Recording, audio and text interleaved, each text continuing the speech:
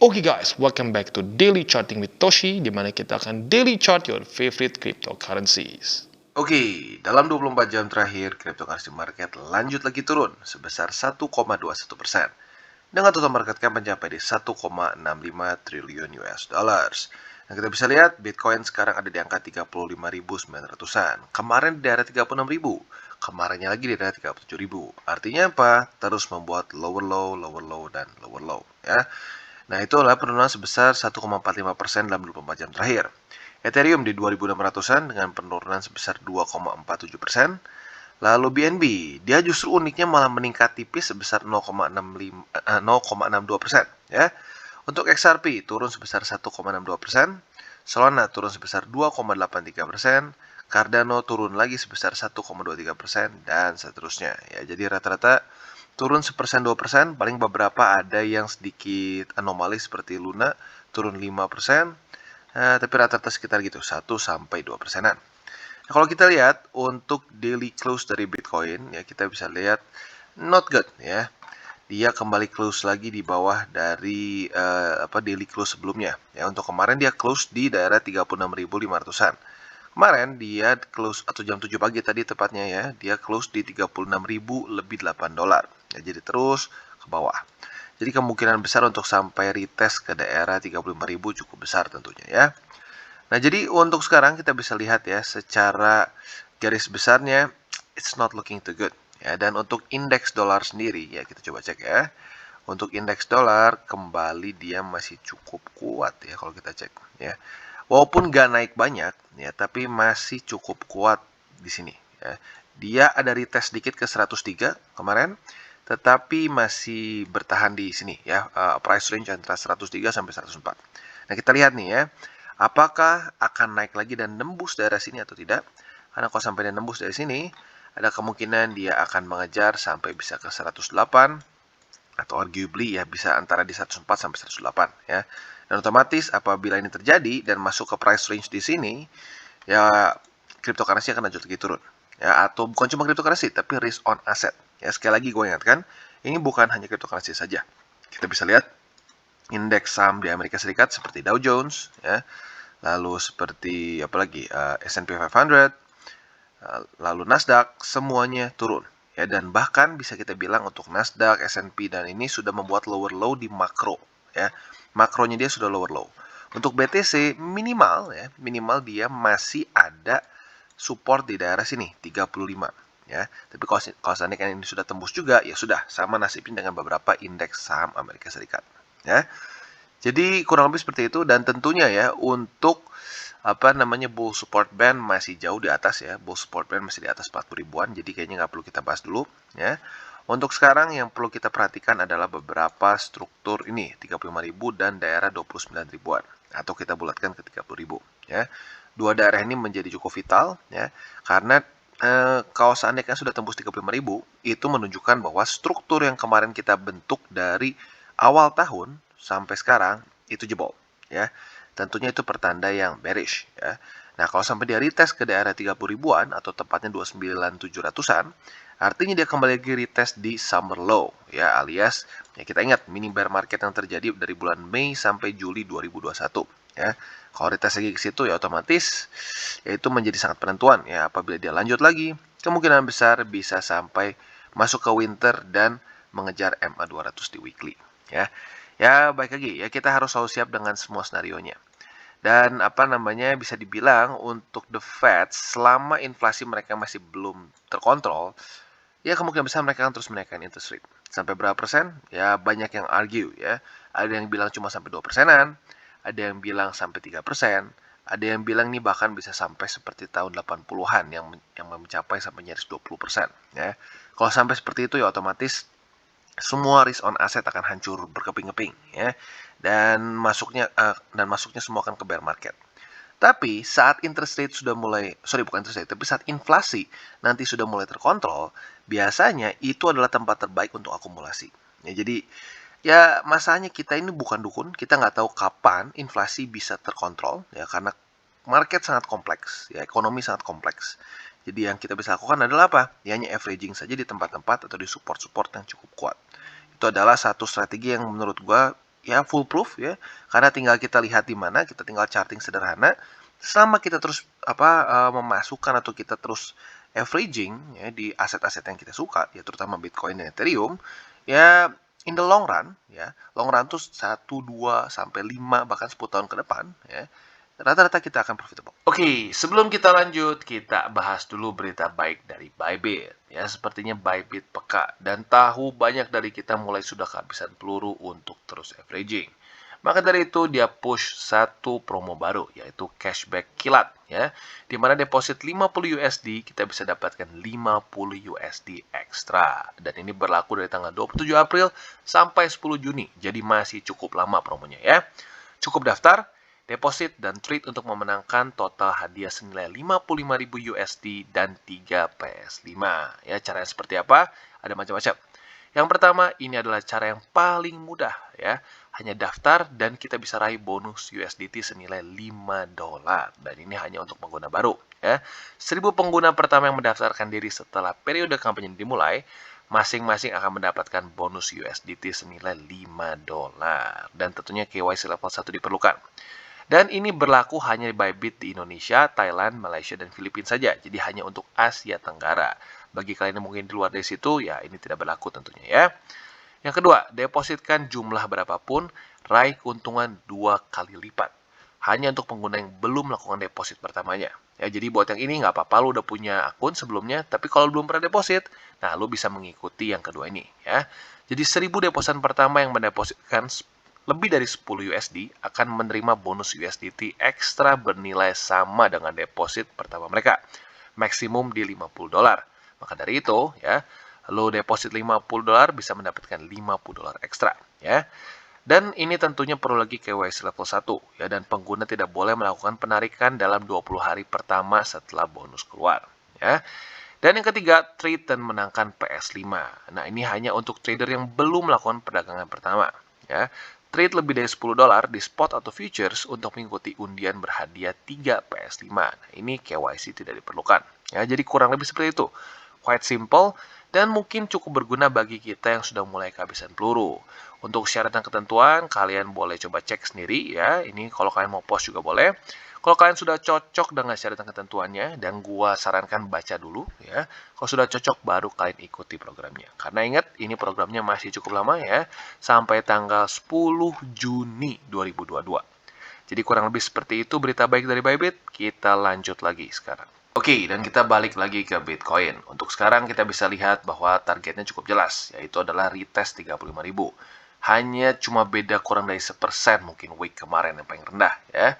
Jadi ya jujurnya ini cukup menyedihkan ya, karena dari awal tahun kita bisa lihat Bitcoin padahal sudah menunjukkan satu momentum yang cukup baik ya, membuat satu higher high, higher low, higher high, ketahan di sini beberapa kali, ini cukup bikin deg-degan ya. Tapi untungnya apa? Untungnya saat di posisi di sini mereka tidak membuat lower low, terus membuat higher low, higher low, higher low. Dan bahkan di sini sempat retest MA200. Tentunya ini sudah terasa sangat bullish di sini ya. Dan dia bahkan sudah weekly close di atas dari bull support band. Tetapi tiba-tiba seperti kehilangan momentum dan mulai membuat apa? Lower low, lower low, lower low, dan lower low. Ya. Bahkan sekarang balik lagi ke daerah awal dia kapitulasi. Cukup menyebalkan, tapi lagi-lagi ini dia markets ya. Dan ini bukan hanya Bitcoin saja. Seperti yang gue bilang, bahkan beberapa indeks dolar yang harusnya lebih stabil daripada bukan indeks dolar, indeks saham ya, indeks saham di Amerika Serikat yang katanya lebih stabil pun tetap saja membuat lower low duluan dibandingkan dengan BTC. Jadi ya balik lagi ya. Intinya ini bukan cuma permasalahan crypto assets, tetapi risk on assets ya. Nah, sekarang tinggal kita lihat apakah akan tembus 35.000 atau tidak. Jadi untuk sekarang buy limit tinggal 2 ya. Yang pertama 35.000, untuk yang masuknya sekarang jujurnya antara medium ke agresif ya. Mungkin lebih mendekati ke agresif jujurnya. Dan untuk yang konservatif bisa pertimbangkan di daerah 29.742 atau kalau mau dibulatkan ke daerah 30.000 ya. Jadi kurang lebih seperti itu ya, dan tentunya harapan kita adalah jangan sampai dia close daily dan weekly di bawah dari 30.000.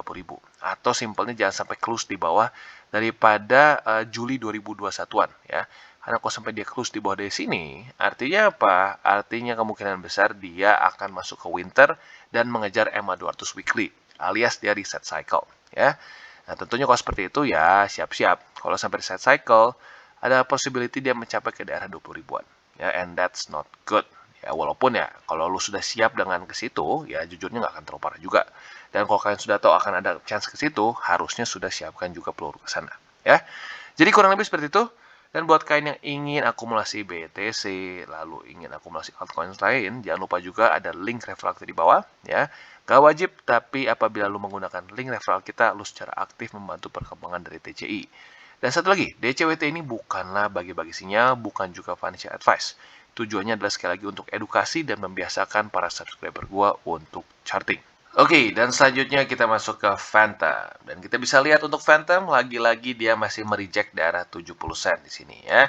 Ini masih menjadi support yang cukup baik ternyata untuk Phantom. Dan jujurnya gue cukup kaget, ya karena pada faktanya BTC terus-terusan turun. Tapi Phantom masih bertahan dan tidak nembus support di sini ya di 70 sen. Quite good. Tetapi balik lagi ya, kalau BTC lanjut lagi apalagi sampai ke 35 bawah ya, apalagi sampai 30.000, otomatis Phantom menurut gua akan kapitulasi ya, dia akan tebus ke bawah ya.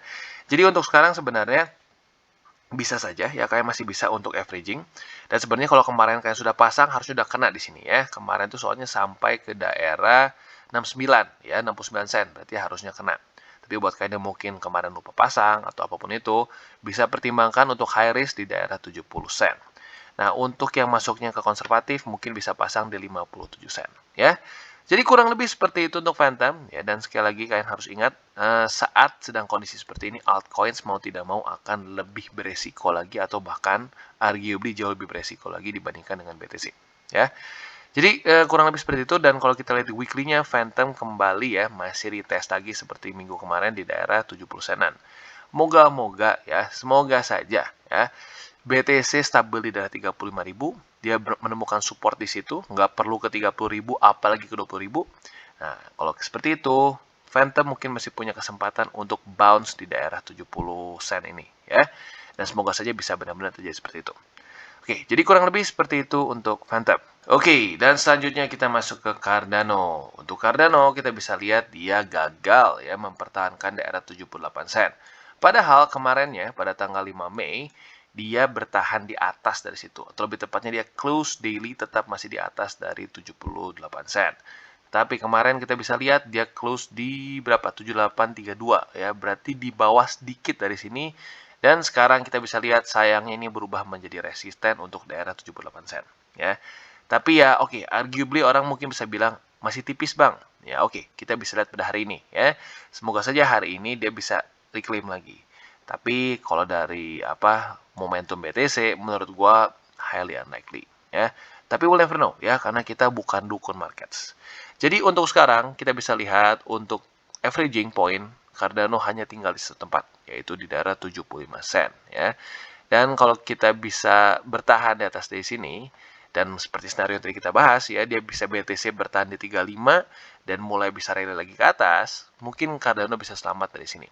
Tapi kalau BTC lanjut lagi sampai ke 30.000, kemungkinan besar ya Cardano akan retest lagi ke sini, jebol, lalu retest ini sebagai resistance dan lanjut lagi turun. Ya mau tidak mau ya, karena pada faktanya korelasi BTC dengan altcoins masih sangat besar ya. Dan yang lebih lucunya lagi adalah karena market cap ya, karena resiko dari market cap, maka saat BTC drop 1%, altcoins itu bisa drop 2%. Bahkan arguably kalau yang kecil banget market capnya bisa sampai 3%. Begitu, alias bisa double atau triple dari resiko BTC ya. Jadi kurang lebih seperti itu untuk Cardano ya. Tinggal kita lihat apakah 75 sen ini bisa cukup bertahan atau tidak. Oke, dan selanjutnya kita masuk ke Matic. Dan untuk Matic kita bisa lihat dia kembali lagi retest daerah $1 lebih ya, 2 sen lah ya kalau kita buletin di sini. Nah, jadi ini sudah dites beberapa kali, 1, 2, 3 ya, arguably nyaris 4 di sini ya, tapi nggak kena, so ya kita hitungnya 3 kali. Ya tentunya not bad ya, masih bertahan di sini. Tetapi jujurnya kalau secara volume dan secara bentuknya di sini membuat lower high, ya kemungkinan besar apabila ya BTC sideways saja menurut gue ya. Kalau dia sideways, Matic probability-nya lebih cenderung akan membuat lower low lagi. Ya, karena ya balik lagi momentum dan lain-lain ya. So for now untuk Matic tinggal satu saja posisinya untuk averaging di $1 lebih 2 sen ya. Dan tentu sekali lagi gue ingatkan untuk kalian yang averaging altcoins ya pastikan portofolio kalian bukan stabil ya, sudah cocok lah gitu kesannya. Karena gini, terlalu banyak orang yang portofolinya terlalu besar di altcoins. Ya seperti yang gue sudah bilang, portofolio gue untuk untuk gue menjaga resiko, BTC itu masih selalu paling besar. Kedua ETH. BTC dan ETH itu mengambil kurang lebih sekitar 70%, ya 70 sampai ya kadang-kadang 80% dari portofolio. Sisanya baru altcoins lain yang lebih beresiko seperti ya Matic, ADA dan lain-lain gitu. Jadi ya maka dari itu portofolio gue nggak terlalu separah orang-orang yang banyaknya di alts, karena kalau alts pasti jauh lebih kebakaran sekarang ya. So pastikan lagi kalian mungkin bisa nonton video gue yang sebelumnya mengenai resiko altcoins ya. Jadi kalian bisa kurang lebih kebayang gitu gimana cara nyusun portofolio. Oke, jadi kurang lebih seperti itu untuk Matic. Oke, dan selanjutnya Luna. Kita bisa lihat kemarin Luna di reject oleh daerah $82 di sini ya. Padahal kemarinnya masih berhasil bertahan di atas dari $82. Kemarin dia close masih di 82.36. Tetapi kemarin lusa ya bisa bertahan. Tetapi kemarin kita bisa lihat dia reject oleh angka $82 lebih 21 sen.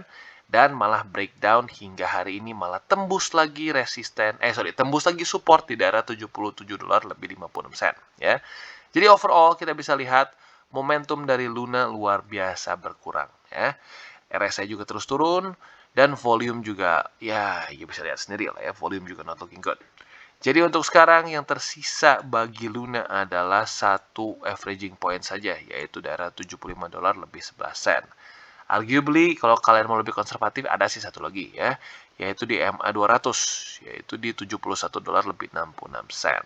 Dan sekarang kalau kita lihat di weekly-nya ya, struktur Luna mulai melemah ya. Sebelumnya MA20 sangat kuat, tapi sekarang mulai melemah ya. Dan ya walaupun masih ada sehari lagi, atau lebih tepatnya masih sehari lebih 21 jam, tapi kita bisa lihat bahwa overall Luna sekarang mulai terpengaruh dengan BTC ya, terpengaruh dengan besar lah ya.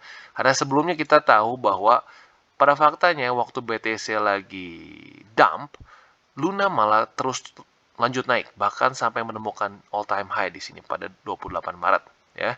Dan kalau kita mau hitung week juga ya 7 Maret juga dapat ya all time high. Jadi ya ini dia ya, pada faktanya altcoins tidak bisa ya parabolik sendirian. Dia nggak bisa bull market kepisah saat BTC sedang bear ya, karena lagi-lagi korelasi BTC terhadap kripto-kripto lain itu masih luar biasa besar ya.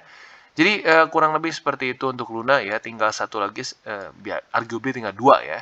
Buat yang konservatif bisa di MA200 di daily, yaitu di $71 lebih 66 sen. Dan untuk yang lebih medium risk ke agresif bisa di $75 lebih 11 sen. Oke, dan selanjutnya kita akan masuk ke Solana. Untuk Solana kita bisa lihat secara price action cukup mirip seperti Luna ya. Untuk Luna kita bisa lihat dia pada tanggal 5 Mei ya. Dia berhasil mempertahankan struktur di sini ya.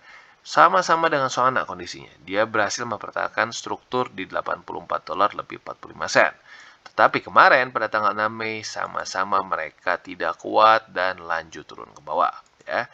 Dan sekarang Solana tinggal sisa satu struktur, yaitu di daerah $78 lebih 84 sen. Ya, jadi bagi kalian yang tetap ingin averaging untuk Solana bisa pertimbangkan di daerah sini ya.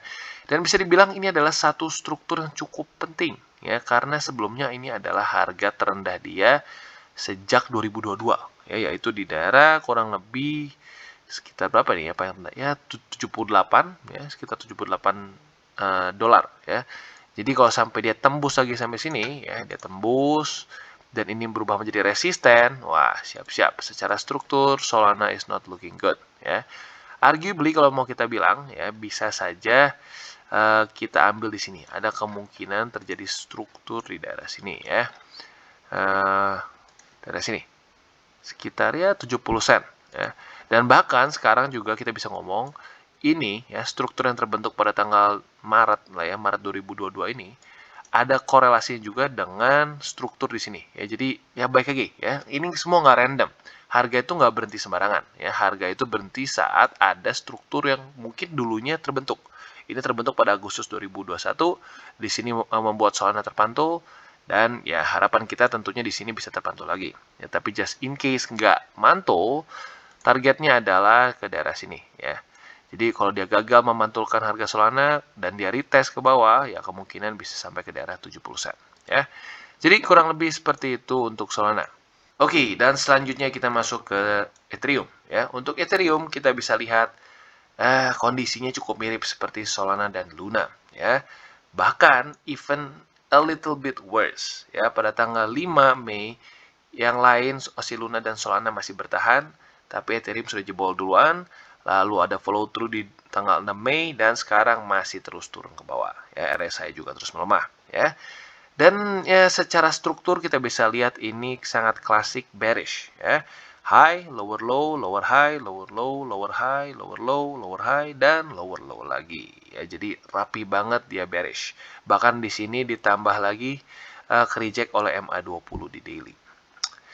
Tetapi ya, kalau secara struktur makro masih lebih baik dibandingkan dengan beberapa aset yang mungkin sejenis lah maksudnya ya. Seperti Phantom, lalu seperti Cardano ya.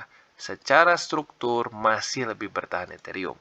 Pertanyaannya kenapa? Ya.